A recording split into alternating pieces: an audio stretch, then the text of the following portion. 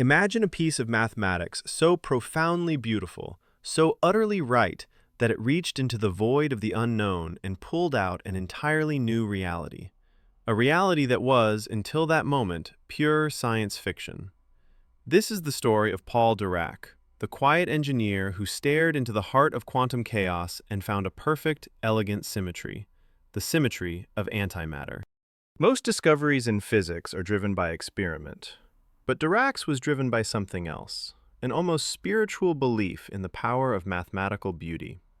And that belief led him to do the impossible, to unify the two greatest yet incompatible pillars of 20th century physics, quantum mechanics and Einstein's relativity.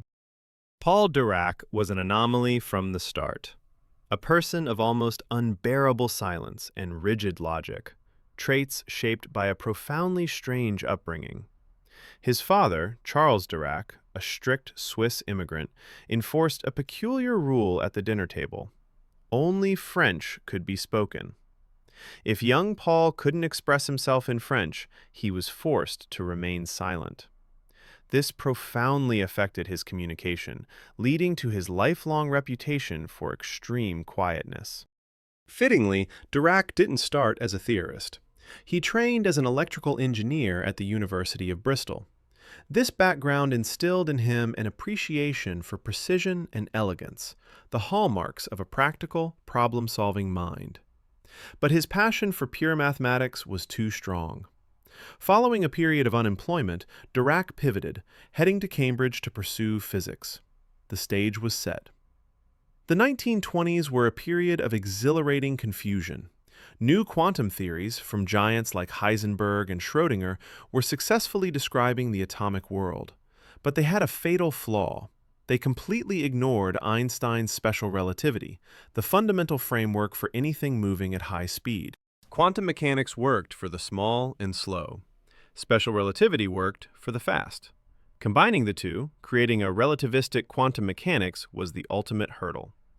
Every attempt led to mathematical nonsense, negative probabilities, infinite energies, things that simply could not exist. The frameworks seemed mutually exclusive. Dirac, however, was not concerned with data or nonsense results. He was driven by a single guiding star: beauty. He famously believed the underlying physical laws of nature should be expressed in terms of equations of great power and beauty. If the math was elegant, the physics must be right. He set out to find an equation that could describe the electron while satisfying both giants. In 1928, Dirac did it. The starting point for this relativistic puzzle was Einstein's famous mass-energy relation. When physicists tried to convert this directly into a quantum wave equation, they arrived at the Klein-Gordon equation. The Klein-Gordon equation was inherently relativistic, but it suffered from a fatal flaw. It was second order in time. This meant it allowed for negative probability densities, a mathematical catastrophe that made it unsuitable for describing a single particle like the electron. It simply didn't fit the rules of quantum mechanics. Dirac's genius was to realize the fundamental requirement was not E squared, but a linear equation, one that was first order in both time and space, just like the non-relativistic Schrödinger equation. He essentially sought the square root of the mass-energy relation. This linearization required him to introduce a set of 4x4 matrices, the famous Dirac matrices, or gamma matrices, to ensure the equation remained consistent when squared. The resulting equation, the Dirac equation, was stunningly simple, linear, and inherently relativistic.